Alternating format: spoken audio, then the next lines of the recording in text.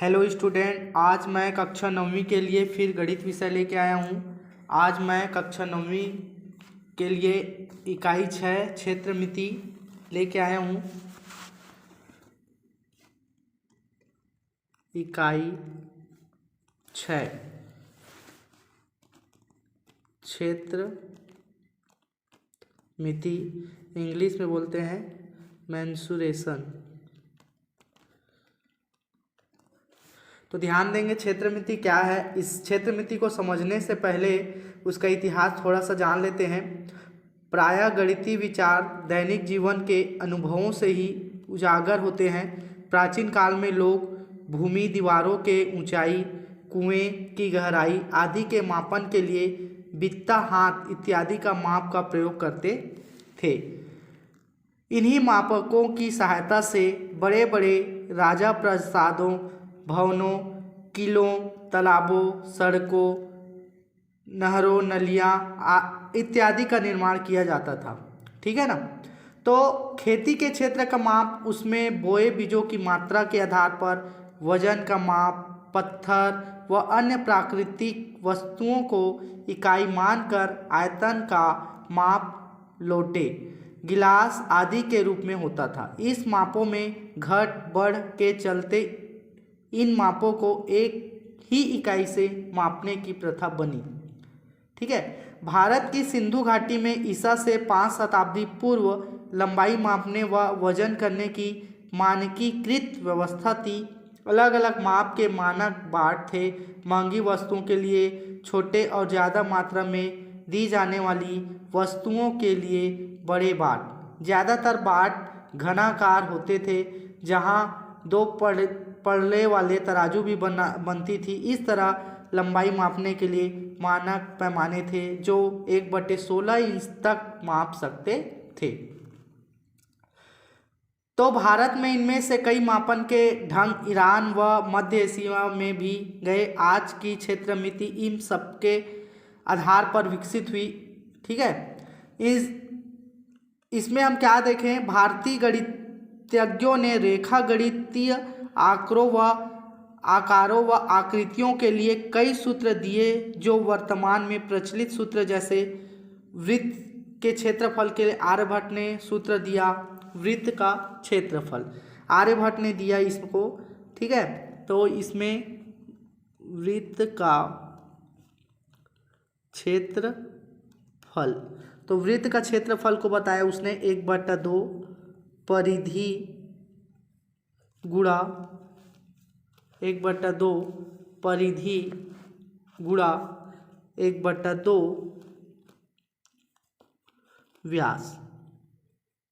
ठीक। तो 1/2 परिधि को बताया उसने क्या, 2πr गुणा 1/2 व्यास को 2r से। ठीक है ना। तो 2 कैंसिल हो गया, 2 कैंसिल हो गया, तो बचा अपने पास क्या, πr × r। तो यह हो गया वृत्त का क्षेत्रफल बराबर होगा πr⁴ जहाँ r क्या है, उसकी त्रिज्या है। जहाँ r क्या है, त्रिज्या है। ठीक है ना। तो इस तरह से भारतीय गणितज्ञों ने, आर्यभट्ट ने सूत्र किया। ठीक है। तो हम आज पढ़ेंगे अध्याय 14 वृत्त का त्रिज्या खंड एवं चाप की लंबाई। ठीक है। तो आज हम क्या पढ़ने वाले हैं, ध्यान देंगे।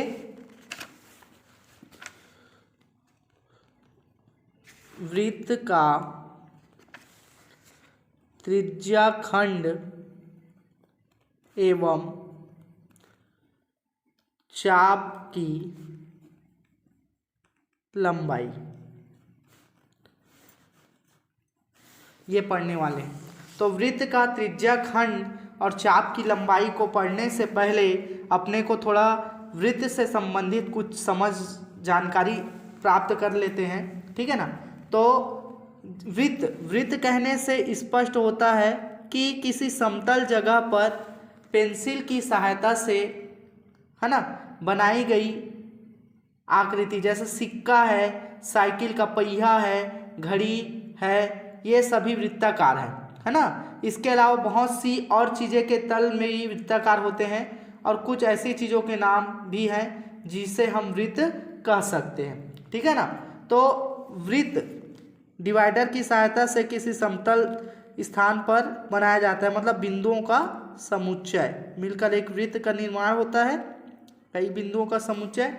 तो इस वृत्त में वृत्त का जैसे व्यास का बात करते हैं तो यहाँ से यहाँ तक की दूरी तो अपना आर कहलाता है, अर्थात त्रिज्या कहलाता है, और यहाँ से यहाँ तक की दूरी भी आर कहलाएगा, मतलब त्रिज्या। तो त्रिज्या का दुगुना ही अपना क्या कहलाता है, व्यास कहलाता है। तो हम लोग यहाँ पे बता सकते हैं वृत्त का व्यास बराबर 2 गुणा त्रिज्या, मतलब त्रिज्या का दुगुना क्या होता है, व्यास होता है। इसके बाद हम पढ़ते हैं वृत्त की परिधि, ठीक है। ये सब इंपॉर्टेंट है, प्रश्न जब आएगा तो ये सब यूज होगा, ठीक है ना।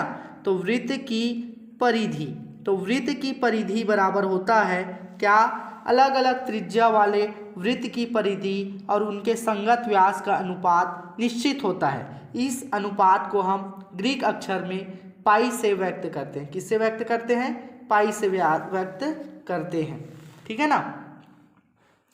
तो वृत्त की परिधि बराबर होता है पाई गुणित व्यास, वृत्त की परिधि बराबर होता है पाई गुणित व्यास। तो हम व्यास को जानते हैं क्या होता है, 2 गुणित त्रिज्या, तो ये हो जाएगा 2 पाई आर, क्या हो जाएगा 2 पाई आर। तो यहाँ पे हम बोल सकते हैं वृत्त की परिधि बराबर होता है 2 पाई आर। यहाँ पे पाई का मान लगभग 22/7 और इसको हम हल करेंगे तो क्या होगा 3.141, ऐसा लगभग इसका मान होता है, ठीक है ना। तो हम बता दिए आपको वृत्त की परिधि। इसके बाद चलते हैं वृत्त का क्षेत्रफल, एरिया ऑफ सर्कल, ठीक है ना। तो वृत्त का क्षेत्रफल क्या होता है, इसमें होता है, पहला तो हम पढ़े वृत्त का व्यास, दूसरा पढ़े वृत्त की परिधि, अब तीसरा पढ़ लेते हैं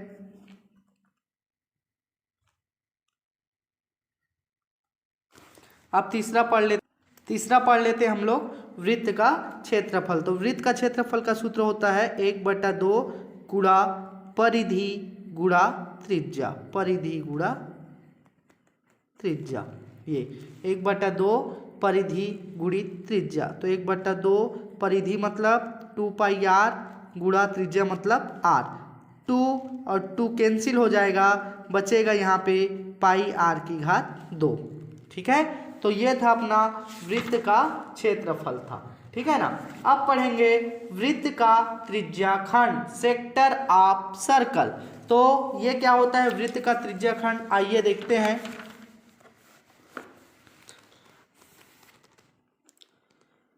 वृत्त का त्रिज्याखंड, सेक्टर ऑफ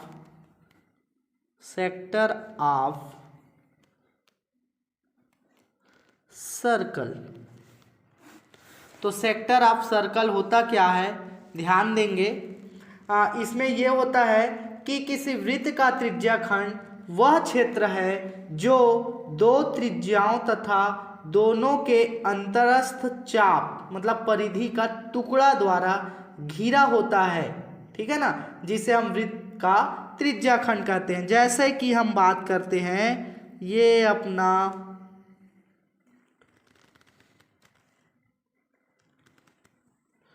मैं ऐसी बना रहा हूँ ना, वृत्त को ध्यान देंगे। ये मान लो अपना वृत्त है, थोड़ा गड़बड़ हो गया, ये वृत्त है, ये अपना केंद्र है, ठीक।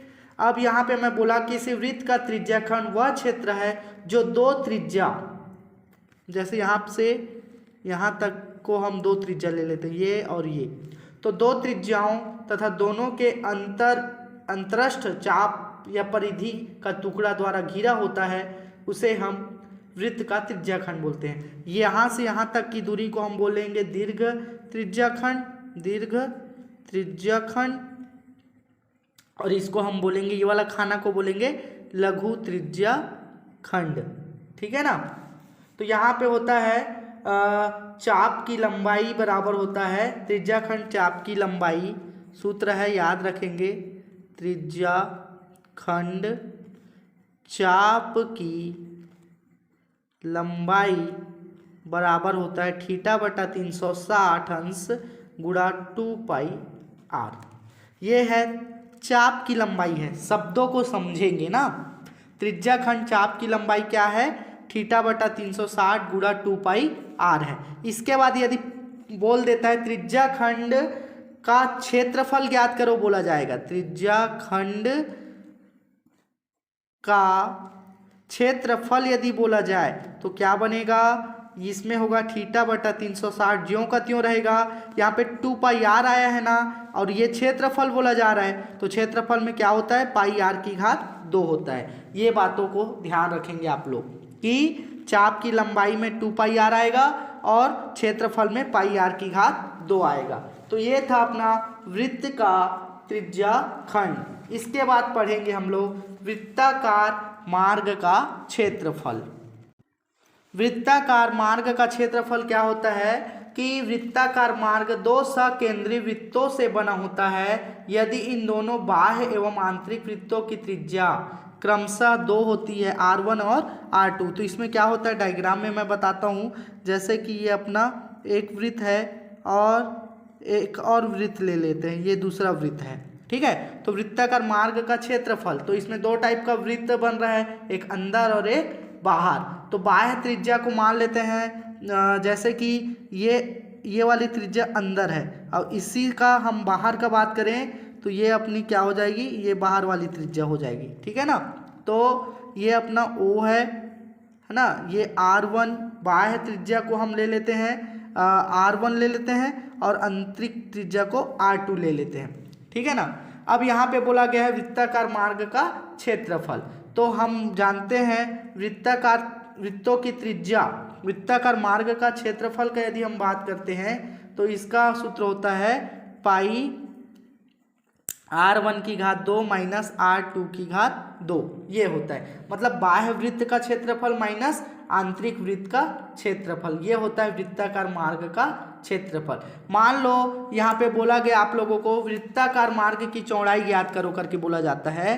क्या बोला जाता है, वृत्ताकार मार्ग की यदि चौड़ाई निकालने के लिए बोला जाता है तो आप लोग कैसे निकालोगे, r1 मतलब बाह्य त्रिज्या माइनस आंतरिक त्रिज्या, मतलब बाह्य त्रिज्या में आंतरिक त्रिज्या को यदि आप घटा देते हो तो वृत्ताकार मार्ग की चौड़ाई निकल जाएगा। तो ये था अपना पूरा फार्मूला था त्रिज्या खंड, वृत्त का त्रिज्या खंड और त्रिज्या खंड की चाप की लंबाई, क्षेत्रफल, ये सब, ठीक है। अब हम लोग पढ़ते हैं यहाँ से प्रश्नावली 14.1। तो आइए चलते हैं प्रश्नावली 14.1 क्या है।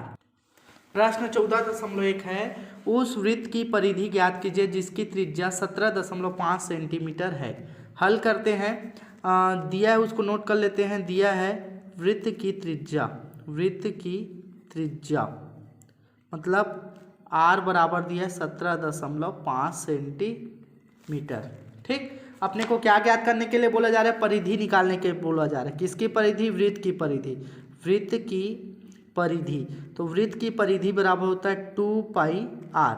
तो यहाँ पे आ जाएगा 2π का मान हो जाएगा 22/7 और r का मान हो जाएगा 17.5, ठीक। r का मान क्या हो जाएगा 17.5। ये 17.5 को हम तोड़ देते हैं, किसमें, दशमलव में है उसको, तो ये हो जाएगा 17, 175 दशमलव के नीचे 1 और ये 0, ठीक। अब ये क्या हो जाएगा, जो कट रहा है उसको कटा देते हैं, 2 एकम 2 और 2 पंचे 10 हो गया। 5 के पारस कटा देते, 5 एकम 5, 5 दिया 15, बचा कितना 2 और 5 पंचे 25 और 7 एकम 7 और 7 पंचे 35। तो यहाँ पे आया अपने पास 22 गुणा 5, कितना आ गया 22 गुणा 5। गुणा कर देते हैं, 5 दूनी 10 की शून्य हासिल आई 1, 5 दूनी 10 और 1 11, 110 सेंटीमीटर, मतलब वृत्त की परिधि कितना आ गया 110 सेंटीमीटर प्राप्त हुआ। बस अपने को सूत्र मालूम होना चाहिए कि सूत्र क्या है और प्रश्न में क्या निकालने के लिए आपको बोला जा रहा है। तो ये था अपना वृत्त का परिधि निकालने के लिए था। अब इसके बाद है प्रश्न दूसरा है, उस वृत्त का क्षेत्रफल ज्ञात कीजिए जिसकी त्रिज्या 4.2 सेंटीमीटर दिया गया है। क्या निकालने के लिए बोला जा रहा है? क्षेत्रफल निकालने के लिए बोला जा रहा है। तो हम जो दिया है उसको नोट कर लेते हैं। दिया है क्या? वृत्त की त्रिज्या r बराबर 4.2 सेंटीमीटर। ठीक, और क्षेत्रफल निकाल लेते हैं। तो वृत्त का क्षेत्रफल का क्या सूत्र होता है? वृत्त का क्षेत्रफल का सूत्र होता है पाई r⁻²। पाई का मान क्या बताया था मैं? 22/7। r का मान कितना दिया है? 4.2। पूरे की घात 2 मतलब 2 बार लिख देता हूँ 4.2 को। ठीक है ना। यहाँ पे देखो 7 एकम 7, बिना दशमलव कटा दो, 7 छक्के कितना हो जाएगा? 42। एक संख्या के बाद दशमलव गए तो क्या होगा? 0.6 होगा। तो ये होगा 22 गुणा 0.6 गुणा 4.2। गुणा कर लेते हैं बिना दशमलव लिए। ठीक, तो ये कितना हो जाएगा? 55.44 वर्ग सेंटीमीटर। तो ये था प्रश्न दूसरा।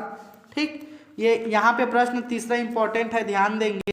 प्रश्न इंपॉर्टेंट है। घास के मैदान में एक घोड़ा 14 मीटर लंबी रस्सी से बंधा हुआ है, बताइए कितने मैदान की घास चर सकता है। मतलब एक घोड़ा है 14 मीटर लंबी रस्सी से बंधा हुआ है ना। यहाँ पे ये यहाँ से रस्सी पे बंधा हुआ है, 14 मीटर रस्सी से बंधा हुआ है। अब उस एरिया को कितना घूम घूम के खाएगा? मतलब एक वृत्त का निर्माण कर रहे हैं ना, तो वृत्ताकार घास चर सकता है 14 मीटर त्रिज्या वाले। ठीक है ना। तो यहाँ पे हम लिख सकते हैं हल वृत्ताकार मैदान की त्रिज्या r बराबर 14 मीटर। ठीक, 14 मीटर। अब यहाँ पे चर सकता है, मतलब वृत्त का क्या बना रहे हैं? क्षेत्रफल चरेगा वो, है ना। तो यहाँ पे लिख लेंगे वृत्त का क्षेत्रफल। तो वृत्त का क्षेत्रफल का सूत्र होता है पाई r⁻²।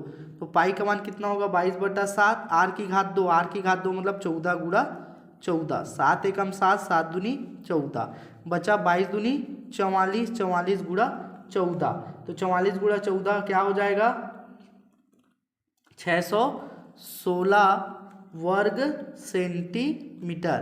तो घास कितना घास चरेगा वो घोड़ा? 616 वर्ग सेंटीमीटर वृत्ताकार मैदान की घास चर सकता है। ठीक है ना। इसी में इम्पोर्टेंट प्रश्न है अपना चौथा है। एक साइकिल के पहिए की त्रिज्या दिया है, यहाँ पे मैं बता देता हूँ, आप लोग बना लेंगे। एक साइकिल के पहिए की त्रिज्या 35 सेंटीमीटर है। 500 पूरे चक्कर लगाने में यह कितनी दूरी तय करेगी? मतलब एक दूरी तय करने मतलब 2πr का निर्माण होता है, तो 2πr परिधि का निर्माण होगा।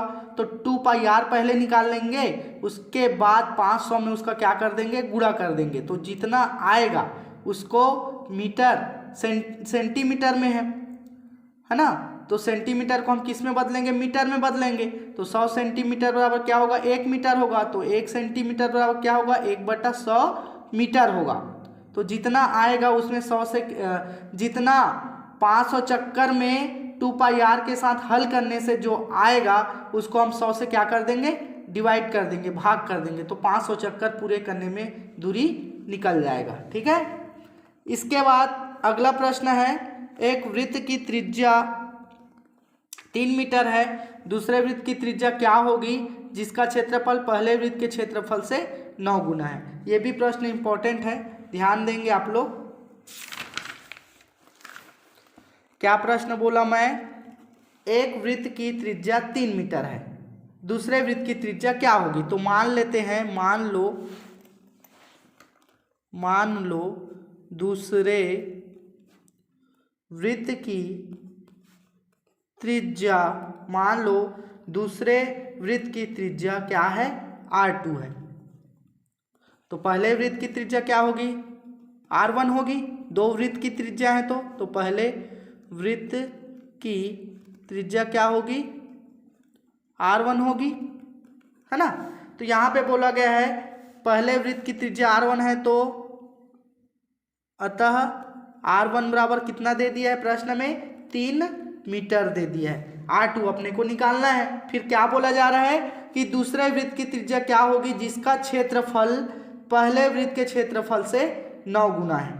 पहले वृत्त के क्षेत्रफल से 9 गुना है कौन, दूसरे वृत्त का क्षेत्रफल। यहाँ पे लिख लेंगे दूसरे वृत्त का क्षेत्रफल बराबर 9 गुणा पहले वृत्त का क्षेत्रफल, पहले वृत्त का क्षेत्रफल। ठीक, तो दूसरे वृत्त का क्षेत्रफल क्या है, पाई R2 की घात 2 बराबर 9 गुणा पाई R1 की घात 2।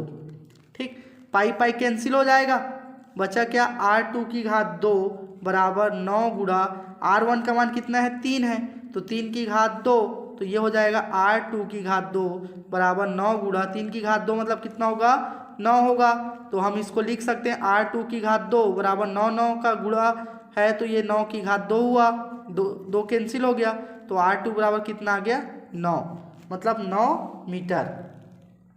ठीक है, ये था अपना दूसरे वृत्त की त्रिज्या।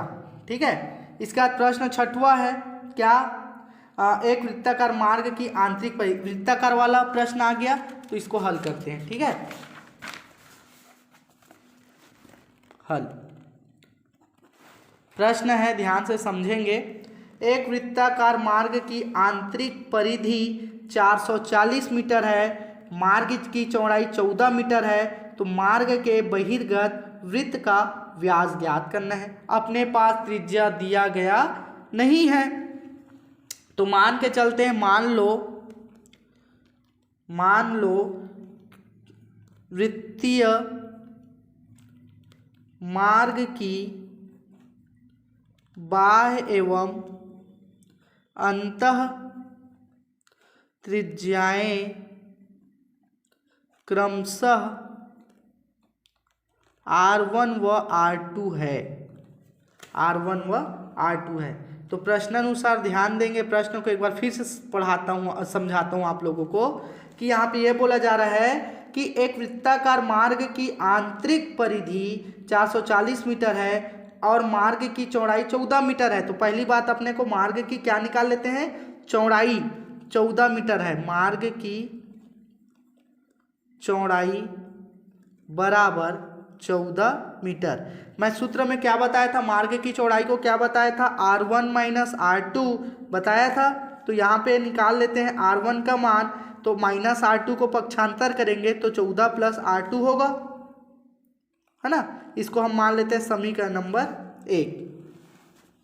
ठीक, इसके बाद ध्यान देंगे, अब आंतरिक परिधि बोला गया है 440 मीटर, अतः तथा आंतरिक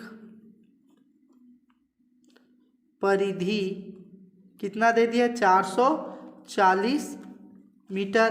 तो परिधि का सूत्र क्या होता है, 2 पाई R, और आंतरिक है तो आंतरिक को हम क्या माने, R2 माने हैं, तो R2 बराबर 440।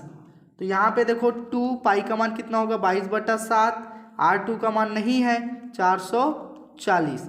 R2 को अपने पास रखो, 440 की ओर सबको पक्षांतर करो, गुणा 7/2 गुणा 22, कटा दो इसको, जो कट रहा है उसको, 22 से कम 22, 22 दूनी 44 और शून्य 2 दाहम 20, तो 10 सत्ते कितना हो जाएगा, 70 मीटर। ठीक, कितना आ गया, 70 मीटर। R1 कितना आ गया, सॉरी R2 कितना आ गया, 70 मीटर आ गया। अब R1 मतलब R2 का मान समीकरण नंबर 1 में रख देते हैं, तो समीकरण नंबर 1 में रखेंगे तो R1 बराबर होगा 14 धन R2, तो R1 बराबर होगा 14 धन 70, तो 70 और 14 कितना हो जाएगा, 84, तो R1 बराबर कितना हो जाएगा, 84 मीटर। ठीक है, अब अपने को लास्ट में क्या निकालना है, मार्ग के बहिर्गत वृत्त का व्यास निकालना है। अतः मार्ग के बहिर्गत वृत्त का व्यास बराबर 2R1, ठीक, R1 का मान कितना है 84 है, तो 84 2 चौका 8, 8 दूनी 16, 168 मीटर। ठीक, ये था अपना प्रश्न 6वां। ठीक है, आया बात समझ में? अब आगे प्रश्न है वृत्ताकार घास की त्रिज्या, त्रिज्याखंड चाप की लंबाई, सब प्रश्न सेम है। ठीक है ना, बना लेंगे आप लोग। अब इसके बाद अगला चैप्टर पढ़ेंगे हम लोग घन और घनाभ। ठीक है, सेम प्रश्न है, बना लेंगे आप लोग त्रिज्याखंड का क्षेत्रफल। आगे आप लोग, धन्यवाद।